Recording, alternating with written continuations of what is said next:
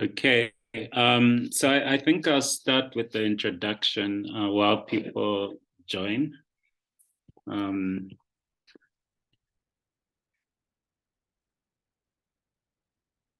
Looks as if it might be a little bit of an intimate session, but that's okay. I think we'll have a rich discussion. So we are very delighted to have Professor Beatrice Touchelay, who is a professor of contemporary history at the University of Lille in France. She's been a professor there since 2011 and specializes in economic and social history. Professor Touchelay is interested in the relations between states and societies, particularly industrial politics and public health. And her recent work focuses on statistics and accounting in both public and private enterprises in Africa. She coordinates the research program funded by the French National Research Agency. The project is called Counting in Colonial and Postcolonial Situations from the 19th to the 21st century in French-speaking Africa. Professor Touchelay will be talking to us about this project, giving us an overview of the project. What does statistics mean in a colonial and post-colonial situation in both Anglophone and Francophone Africa? We were talking before starting that Professor Touchelay has been doing research in a number of African countries, including South Africa, I think Senegal, Madagascar, Cameroon, and Morocco in the archives, looking at statistics there. Just a note, couple of housekeeping notes. The session is being recorded, and a recording will be put on our social media pages after this is done. Professor Touchelay will have about 20 minutes to speak, and then we'll have a discussion afterwards for the rest of the hour. So feel free to put your comments in the chat while she's speaking, but also you can come on when we open for the discussion. Just note that if you could kindly keep your mic off. I see everyone's mic is off, but yeah, without further ado, I'll hand over to Professor Touchelay. She's going to share her screen, and I'll give her about 20 minutes to speak. Thank you, Prof.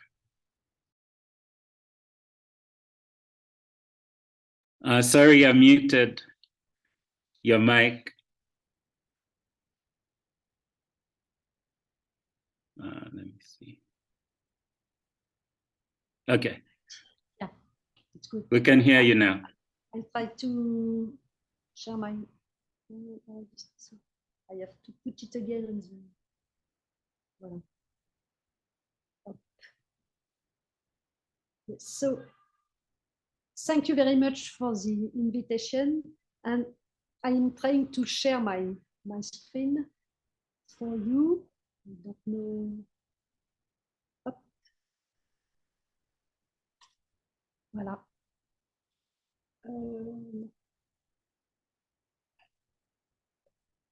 I don't. I can't share my screen. I don't know why. I have to use that. Maybe. Oh, sorry. It's technical.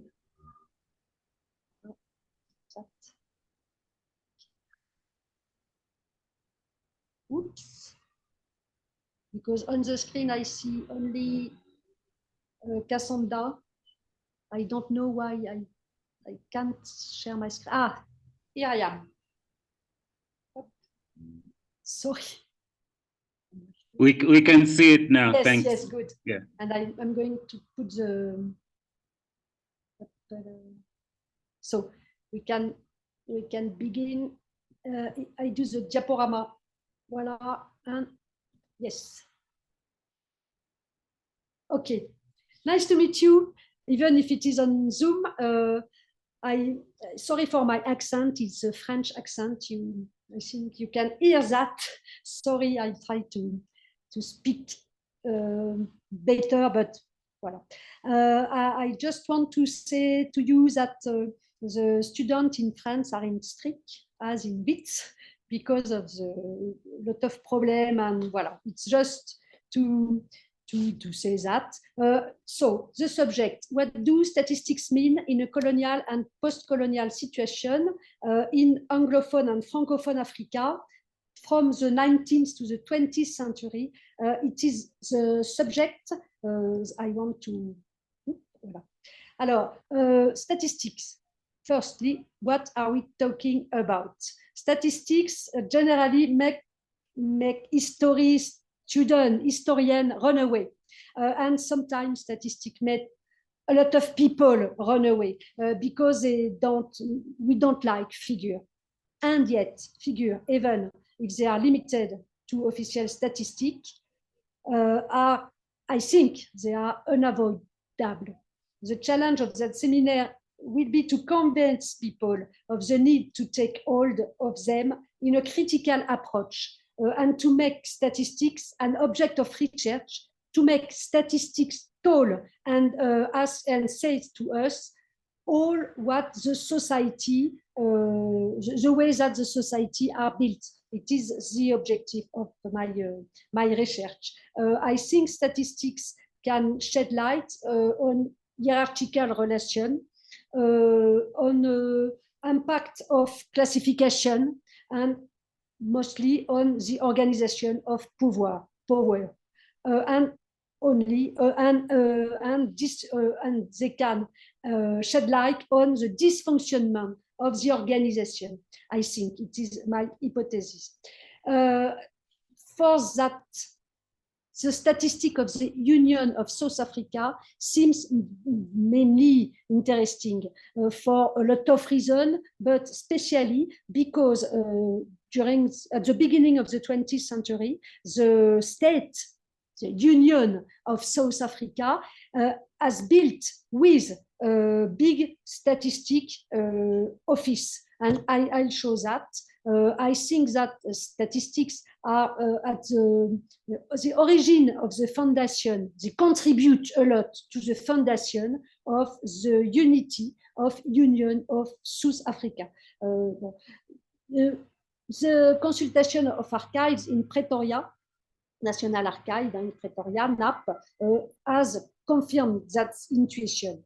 So the seminar will begin with the presentation of a research program, and after I'll give you some few details on the subject of statistics, and after a presentation of what I found in the National Archive of South Africa in Pretoria. So it's a work in progress, you'll see that. So firstly, a research program, statistic of territories colonized by France, so in Francophone Africa, not yet Asia, a team, firstly, in Europe, with some different countries. It is financed by the ANR. It is the French fund who finance the research, and some axes. First axis, official colonial statistics, the institution, the statisticians, their career, and so on. Second axis, bank and credit. They do a lot of statistics. What and why? Axe number 3, labor statistics and labor census on working condition, and number 4, production and uses of numerical data by economic circles. It is the first team, and second team in Africa with Cameroon, Madagascar, and so on. It is in international research network financed by the CNRS, and we want to found a school of socio-history of quantification. It is in progress. It is the beginning of the international research. We have chosen to take the opposite position to the common one, which consists by bypassing statistics, because statistics are, the pretext is that statistics are approximate, misleading, so we don't have to use it. We choose to take the opposite position, considering that these statistics exist, they have been produced, they are used, and we attend to want to study these statistics as our main object of study. We want to deconstruct the statistics to make them tell us everything they can about the organization, the social, political, economic organization. Statistics appear to us particularly rich medium to illuminate the circulation at the heart of power relation. It is the hypothesis of this research. And second hypothesis, the colonial period seems to us to be most appropriate to question the statistical object and to study in detail the image of colonial societies that these statistics reflect. We want to examine the relationship between statistics, domination, and sovereignty during colonization and after, during the transition to the independence. It's also a question of examining the continuity of statistical or accounting system between the pre-colonial period and the colonial period, and after, between the colonial period and the independence period. This research focus on the period before the Second World War for the beginning, and after we'll go further. Very short historiography. I'll be very quick on historiography. I don't know if you know Théodore Porter and Alain Desrosières. They are the two big first who take statistics as a subject to study, and they take statistics to deconstruct them and to clarify their relationship with the state and with economic power. Voilà. Historiography, you'll see, because it is enregistered, I don't know, you'll see I give the PowerPoint. Some people, some historians, use statistics to point their biases, insufficiency, and especially Gerardo Serra, Morten Gerven, or Nigerian economists. It is not only the historian subject, but economists are involved in that subject. Economist Nigerian as Stopler, who point a contradiction between planification, and the absence, the lack of numbers, planning without a number, and many others. And go fast. What does statistics mean? Statistics, alors, with a plural, because statistics without plural is a branch of mathematics. It's not what I am interested on, but statistics are convention, practice, institution, people. There is people, a lot of people between to do statistics. Their production pursues specific objectives. Alors, statistics aim to count inhabitants, to oral, to tax. They aim to classify. They aim to evaluate, to control, to allocate available resources. They aim to monitoring change in production or living condition. They aim to forecasting and anticipating, for example, the demographic projection, which are very important. They've been constructed by hybridation. It is especially the case for the statistics in South Africa because of the attachment of South Africa into the British Empire. And we'll see there is a lot of circulation between Indian statistician and South African statistician and Australian and New Zealandese and so on. In short, statistics are figures of the service of the prince or the government, and they are used by them to do what they can or what they want with the land. In South Africa, the Census and Statistics Office and later the Department of Statistics and Census was firstly attached to the Ministry of the Interior and now firstly to the Ministry of Finance. What does it mean? We have to ask questions about that. It is not anodyne, I think. Statistics are witness and vector of social and political organization, and they indicate a lot of things about that social and political, these social and political organization.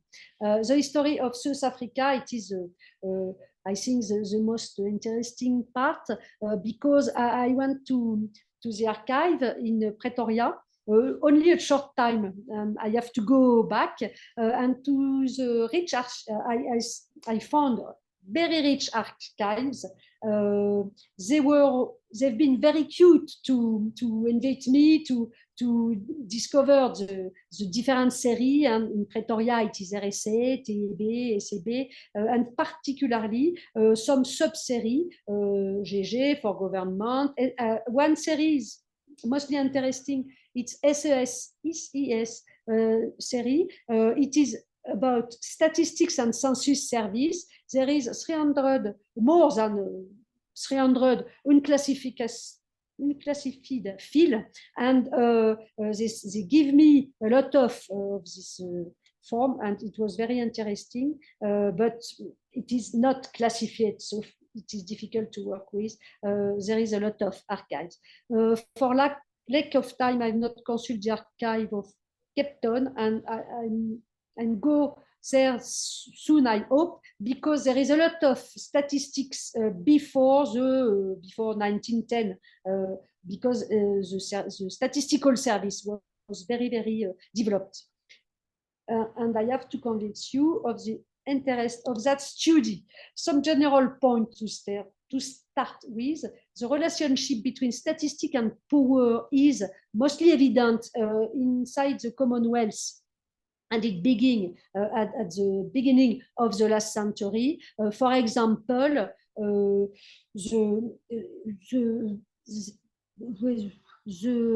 reaction, the resistance of the different dominion to a proposal of London to create a centralized bureau of statistics in London. The resistance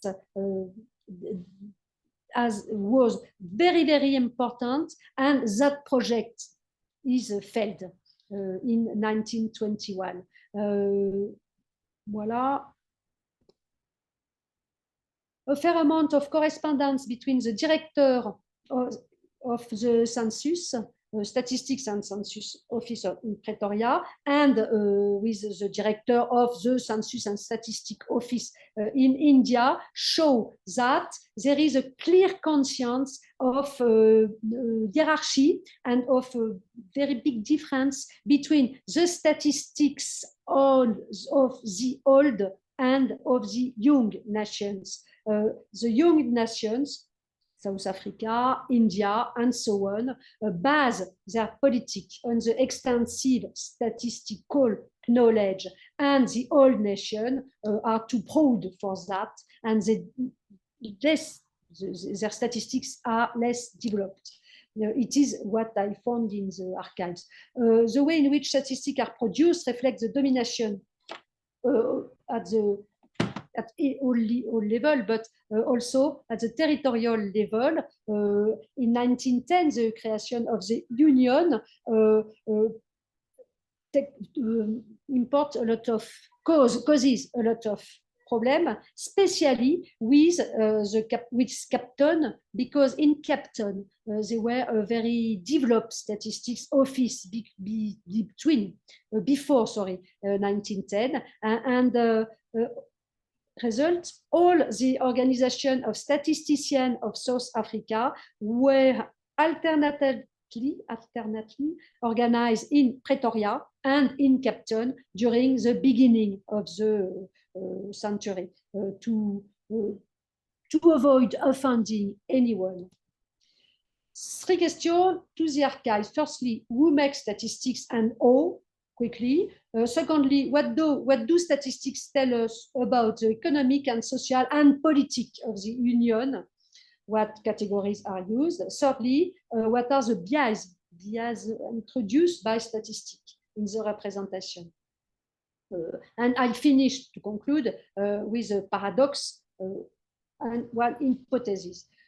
First, who makes the figure and how? It's easy to find in archives. There is a Statistics Act in 1914, and the decree were adopted in 1980. This text established a principle of compulsory statistics. If you don't send back a questionnaire, you have to pay an amount, and it is compulsory. And they create a census and statistic office. I said you, and that census and statistic office is organized, is directing, we can say that, by a statistical council where you have all the representatives of administration of the main sector of activities. And the meeting of the statistical council are very regular, and during this reunion, this meeting, they define all the program, and they define all the method to use to develop statistics for the months or the semester coming. The record, and in Pretoria, in the archives, you find the report of the council's meeting. It's very interesting sources to know what they did and how they did. And I show you, to sum up, our organization, one Office of Census and Statistics attached to the Ministry of Interior, the Statistical Council, and the Statistical Act. The organization of data collection is partly decentralized. All departments contribute to that, meaning and so on. The agenda of a council meeting in 1930 show you that the work is very, very developed. Statistical Council in April 1930, you see a Sherman report, firstly, it's not the first, but both, statistics of civil media, etc. It is very, very detailed, and they do all that. What does this figure tell us about the state of the Union? Firstly, the extreme complexity of the organization of the survey,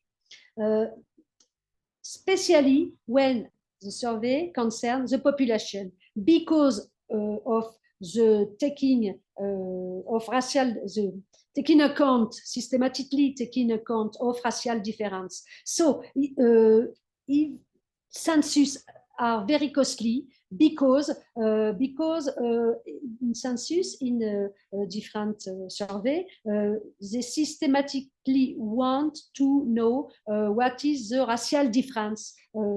So I show you, for example, the census of 1931, but also the agricultural, but also the industrial survey ask about racial question. Another point is the difficulty of the participation of the different the territorial administration because they don't have the same amount of money and budget, so it's a problem. I show you different questionnaires for the census of 1931. Systematically, you don't see anything, but I'll put my glass. I take my glass. Here it is European questionnaire. And after it is colored questionnaire, and after it is Asiatic questionnaire and with a schedule for each, and after it is native questionnaire with a schedule for and commentary who show us that it is not evident for nobody. Same for census of agriculture. Systematically, you have question about native or not. The biases of statistics.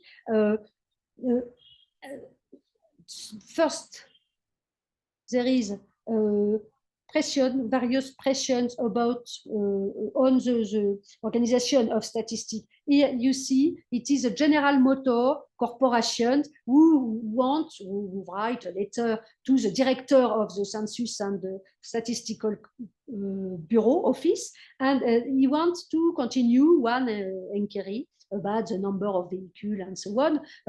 So it's a pressure.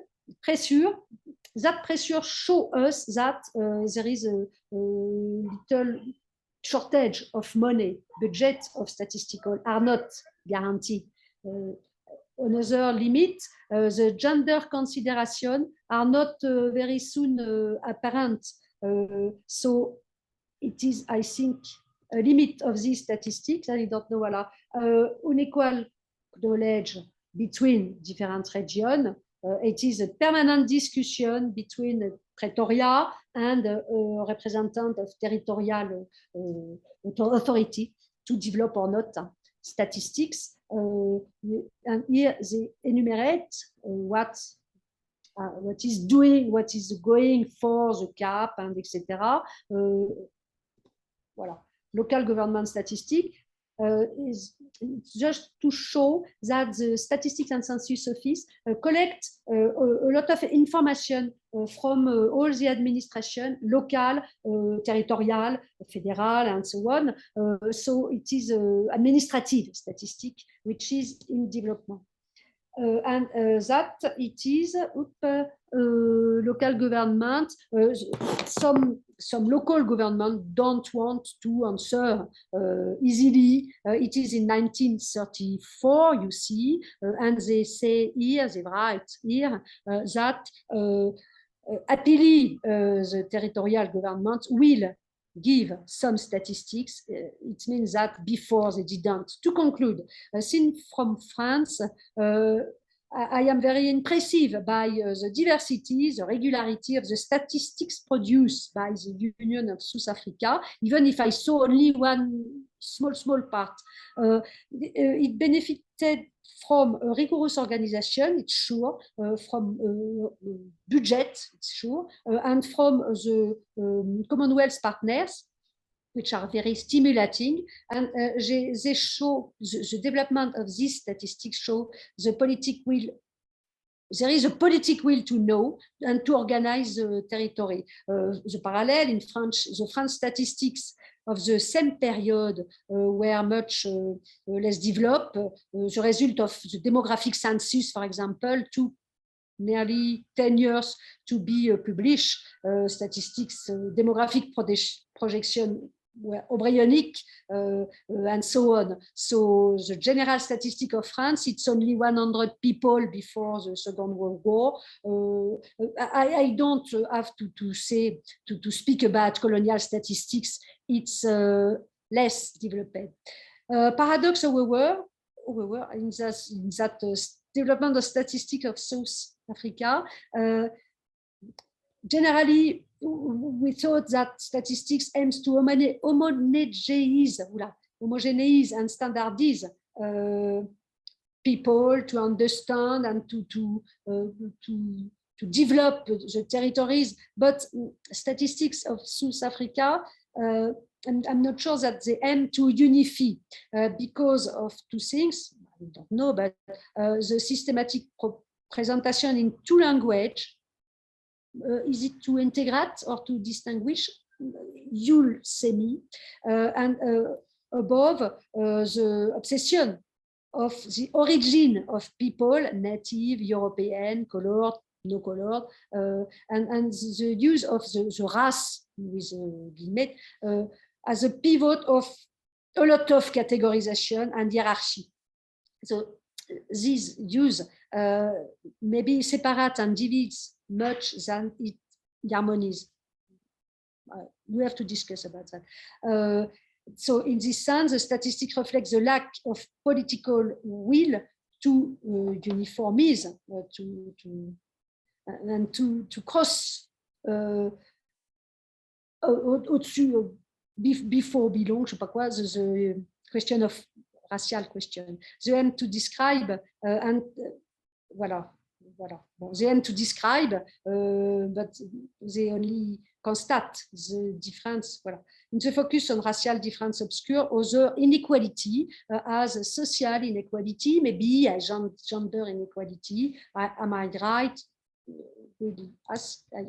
I hope to have convinced you that what is counted compte, statistics matter, statistics matter. Voilà. Many thanks for your patience. Question and comment are welcome. And last slide, because the site is very, very nice. It's, you know that, statistic SA today with the link, and the census of 2022. The census are organized in one night in South Africa. It's not the same in Europe. Many thanks. Oops. Many thanks, Prof, for that really fascinating talk. I just want to open the floor to questions. I saw a comment from Professor Natasha Erlang, who also works with statistics. I don't know if she wants to come online and speak, but I'll just open it to questions. Prof. Noor Neftahoddin. So we'll start with Prof. Noor's questions, and then we'll take another round. Over to you, Prof. Yeah, thanks, Kasonja, and thanks very much, Beatrice. I've got a number of questions, and I'm kind of trying to think of how to organize them. But let me just say at the beginning that I think your focus on statistics is very welcome. For those of us who kind of love working with this kind of data, it's very refreshing to see this kind of concerted attention to statistics. Because I would suggest that younger scholars, and I hope, Kasonde, that I'm not offending the younger scholars on the on the webinar, seem to be more reluctant to engage statistics than earlier generations. And so that's a question both to Beatrice and perhaps the younger scholars on the webinar. Not that they are entirely kind of antagonistic to statistics, but it seems to me, you know, there isn't the same kind of enthusiasm for statistical data. So thanks very much. I've got a set of sort of, you know, very broad questions, and they kind of go from, you know, your own position and the kind of work you've done across the continent to one or two more very specific issues. And so let me start with a kind of broader issue. I was wondering whether you could say something more about the kind of you know, differences, similarities in the broad kind of processes, the politics, collection, organization, and use of statistics in different parts of the African continent, particularly, you know, kind of comparing Francophone to the kind of English-speaking parts of the continent, and the extent to which, you know, the different colonial experiences produce potentially different kinds of practices of data, of statistics. And of course, that is linked to, as you said very importantly, the fundamental question of statecrafting, of ideology. And so I'm hoping that you can say a bit more about that. Then I thought I should introduce, you know, one other dimension, and that is the context in which, you know, data and statistics specifically are kind of generated, collected, and for what purposes. So it occurred to me that in the period that you're dealing with in relation to statistics in South Africa, You asked the question towards the end about whether the emphasis on race potentially obscured other kind of socioeconomic fault lines in society. And I think that is probably true. I do want to say that, or ask rather, if one included in one's consideration kind of key kind of preoccupations of the state at particular moments in time, how those might have affected the processes, the questions, the collection, production of statistics. An example I want to use from the period that you're dealing with is the poor white problem in South Africa that was particularly pronounced in the 1920s. And I wonder, in your kind of forays into the kind of statistics in the National Archives, whether that issue in particular could be other issues. For example, the kind of epidemic at the end of the First World War may have kind of raised health issues as particularly important. But I wonder whether you detected a particular emphasis on kind of the poor white problem in the statistics of that period. Because I don't want to speak too long, let me just kind of end off with this question. And that is about the kind of collection and organization of statistics.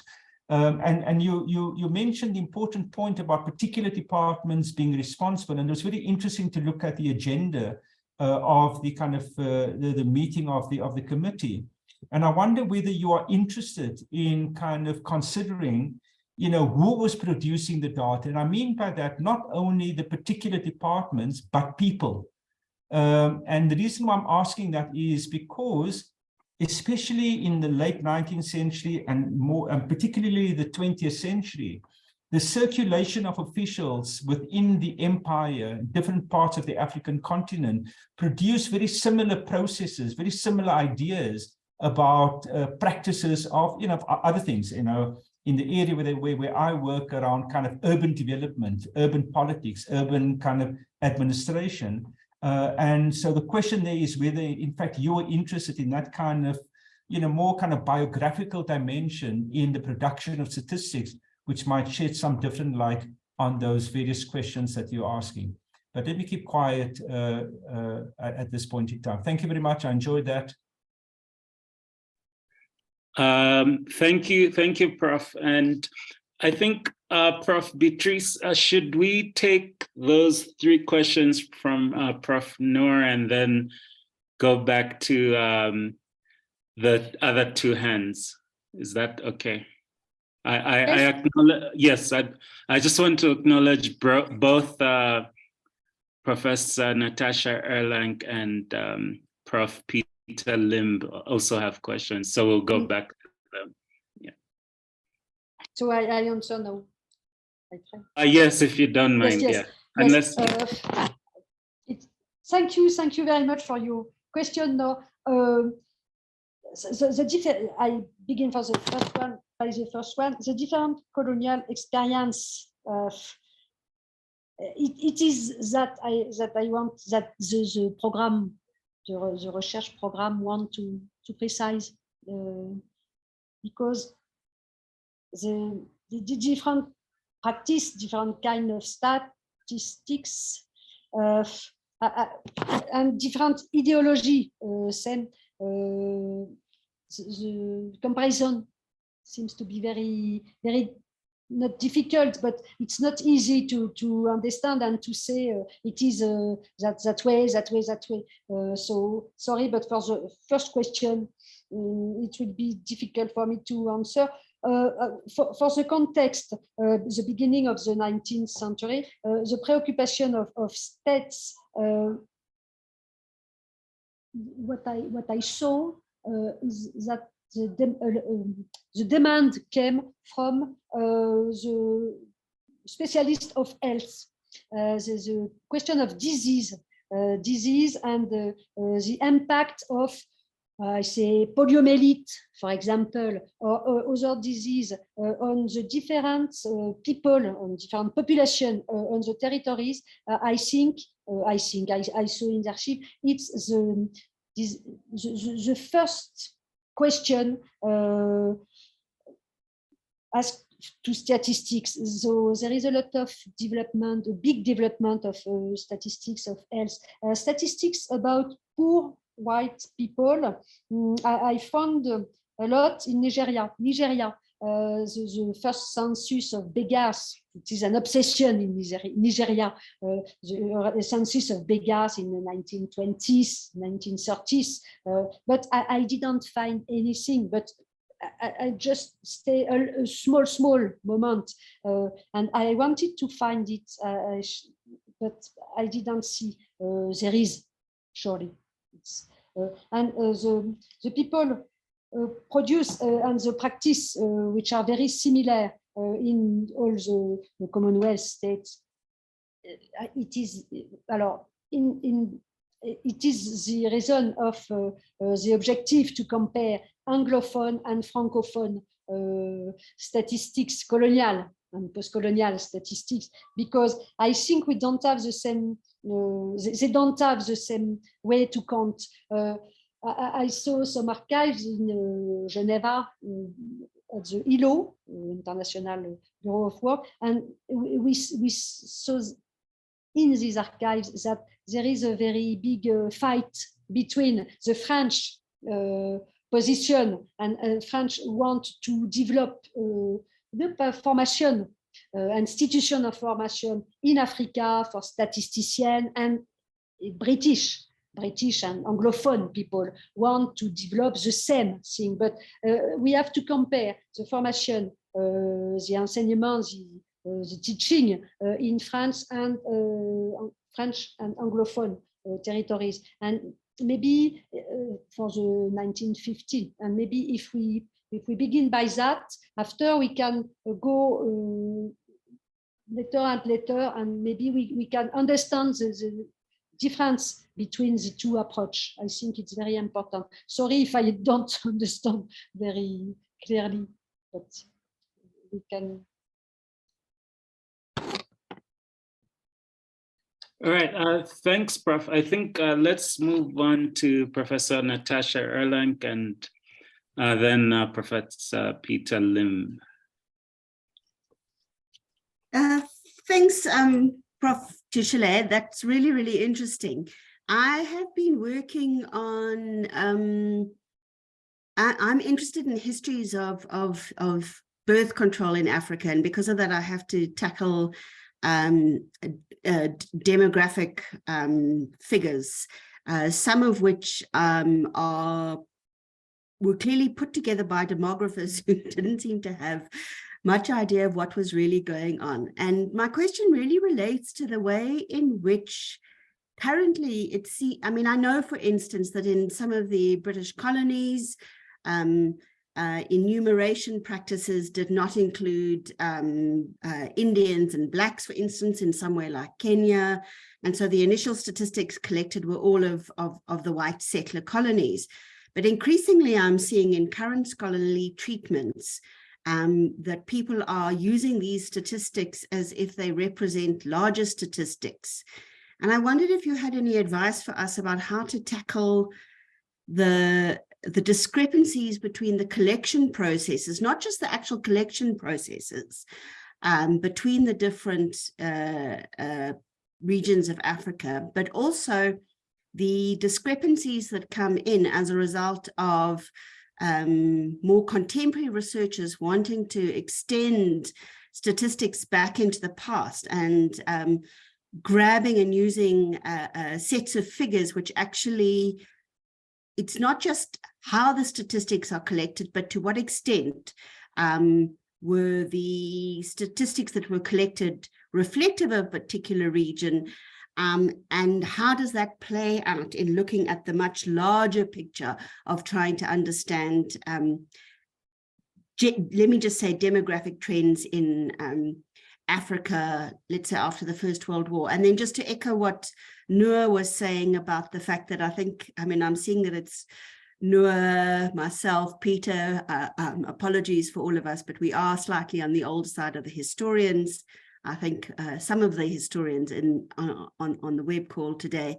And do you have any thoughts to offer us on why you think that there might be a difference between you know, a kind of a generational difference in the interest of statistics. Thanks very much for a very interesting presentation. Thanks a lot for your question. Birth control is very, and generally is demographic history is linking with study of statistics, and I think the method of demographic history has a lot of, we have a lot of to learn about method of demograph. For the collection process between different regions of Africa, it's no, I can't understand. I can understand, but I can't answer because it's a program. It's a research program. Sorry, a collection process. What I can say that is that the intervention of intermediate people is very important. And in India, it's not in Africa, but in India, the elite, the much rich and cultural people are chosen by it's new. I choose to organize the inquiry, census, and they are intermediate between the ask for statistics and the level will answer. You have to answer, and these intermediaries are not the same in the different countries.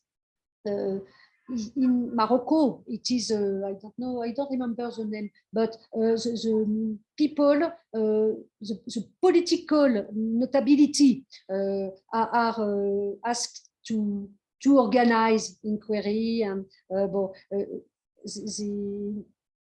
doing that, legitimate. It is a legitimation of this position.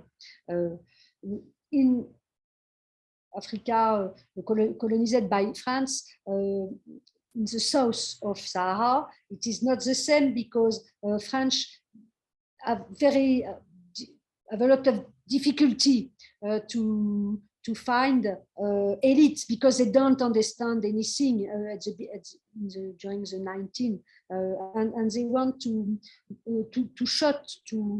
they condemn these intermediaries. It's a little caricatural, but so they have to use other intermediary as gendarme, police, as institutor, as maybe sometime missionary. But all these people came from France, not directly, but they came from France. So it's not the same. And French statisticians have to pay a lot for interpret, to translate the answer, to translate the question. So there is it is very difficult to organize because the power of a translator is very important, and it is a bias in the statistics. It's surely the same in different regions of Africa because of language. But after, it depends what is your mind about the intermediary, the hierarchy, and the capacity of local people, native people, to translate and to help you to do the inquiry. Well, it's a little complicated, but I think all stats are collected, and what do they tell? I think it depends. I don't know what statistics are collected. Why?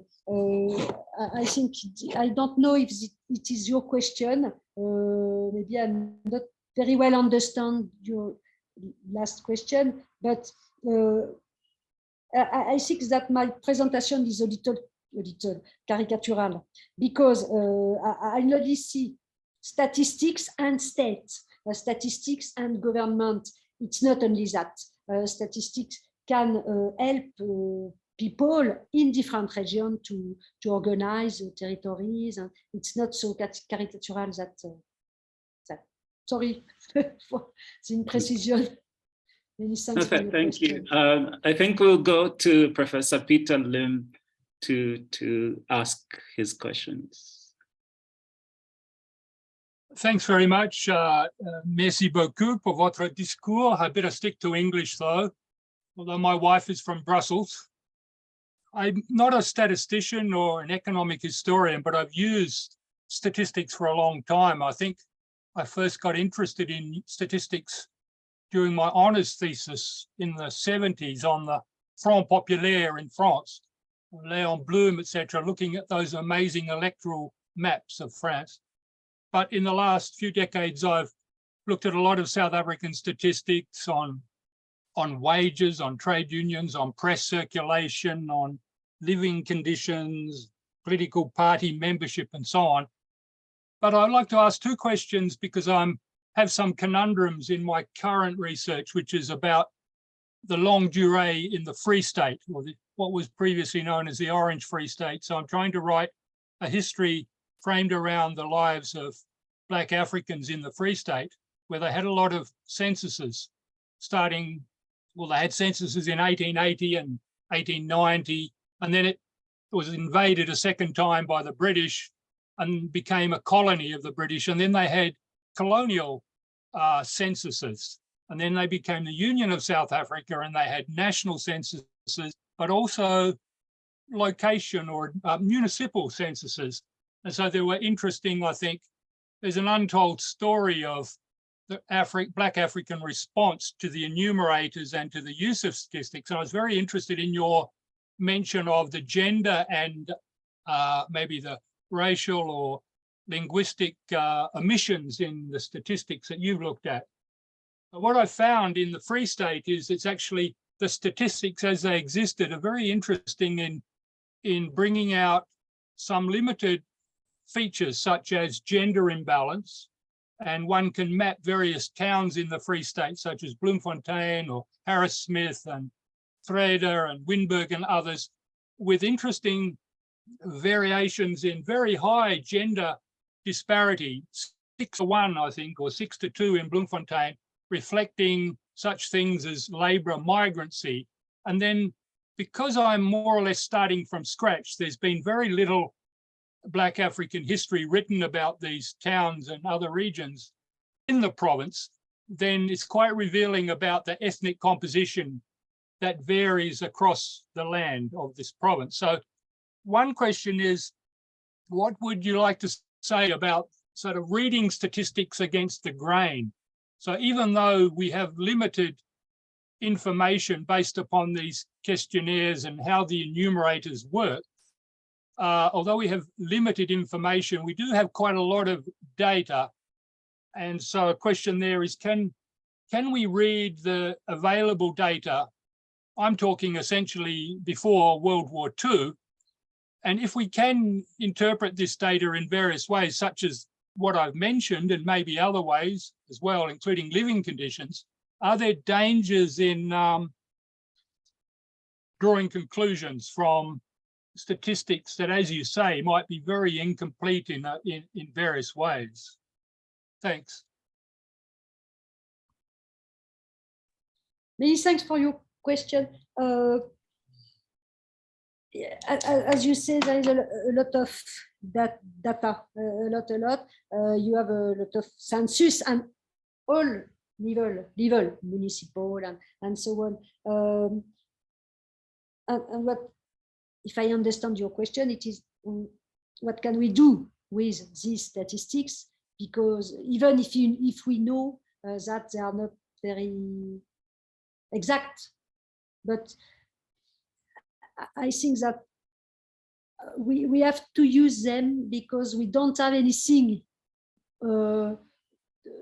else. And but we have to use them with before the use of statistics. We have to be very critical, and we have to know whether they have been built. I think it is very important. If they are built by a municipality, if census population bigger census have been done by municipality. It's not the same, even if they have done by the state.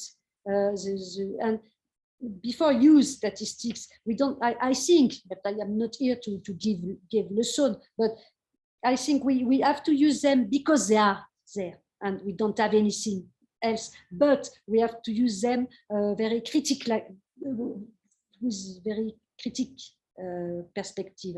I think we have to know why there is a lot of detail in all the blue books. What is it for? And we can see that it is 1,000 of people and cars and watch and everything. But what does it mean? And we have to interrogate, I think, to question all the non-response. If you see blue books, I've been in Nigeria and in Ibadan, I saw blue books. There is in London, in Kew, and so on. But what is very interesting in the blue book is that you have a normalized presentation, and a lot of pages have and column don't have any answer.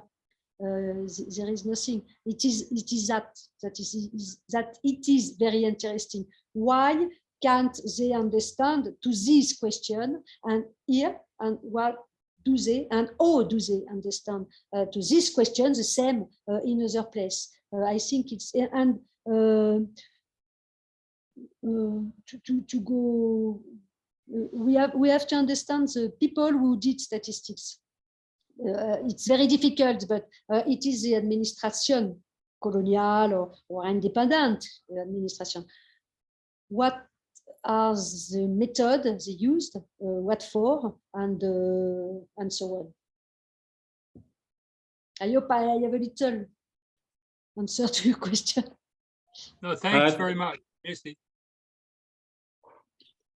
Yeah, thanks so much, everyone, for questions. I won't try to answer Professor Neftohoden's question on why younger historians are not as interested in statistics. But I do have, just to close off, a couple of questions, maybe comments.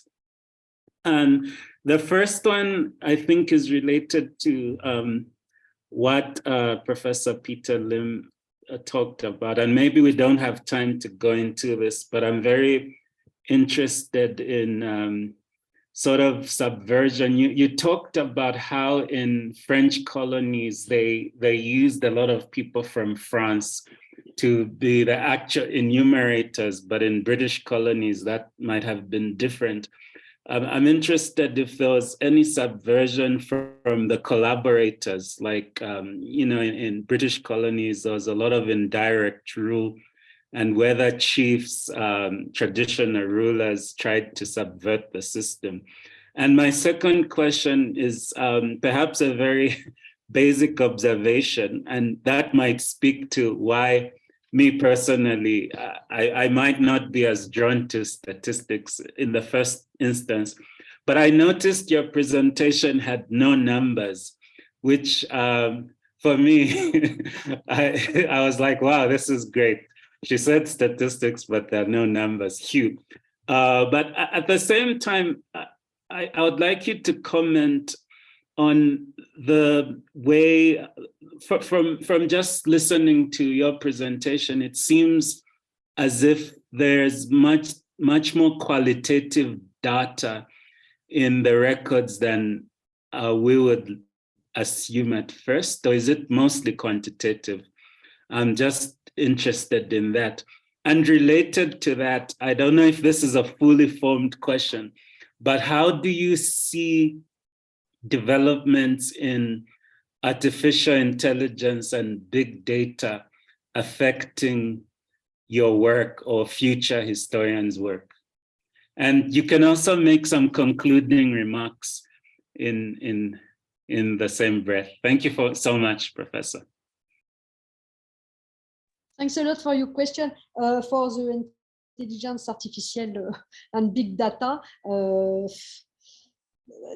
there is it asks a very important question in France, because we work a lot with economists,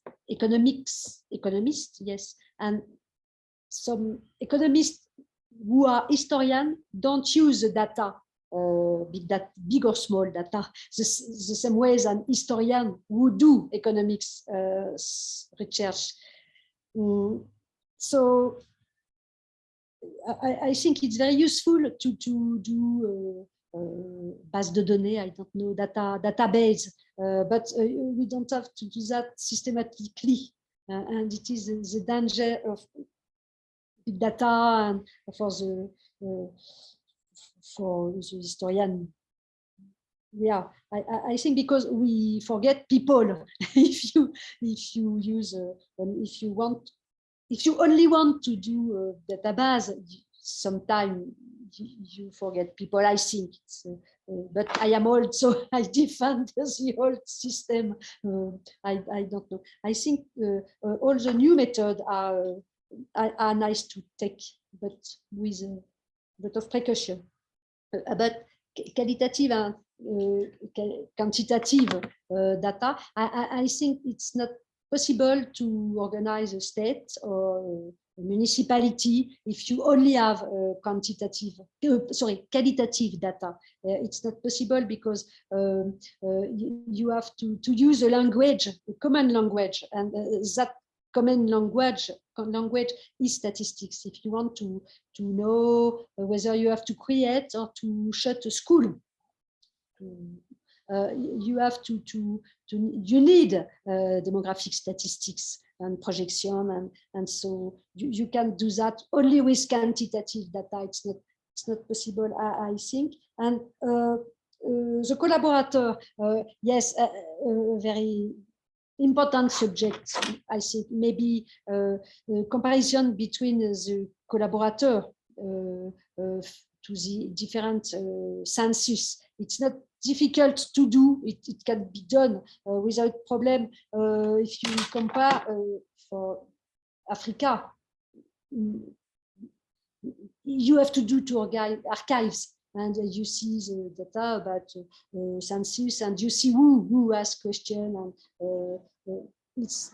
we have to do that. There is a lot of work to do to understand all this, and why young people are not interested by statistics, and especially if they are in history. In France, it is a large part because they do a choice after the lyceum and the baccalaureate, and the choice is that they don't want to do any more mathematics. So they don't want to see number, figure anymore. And it is why when I speak about the research, I don't use any number. I don't need to show you a lot of numbers and blue books and anywhere, because if I want to go behind the statistics, it's why. And I think that can be a way to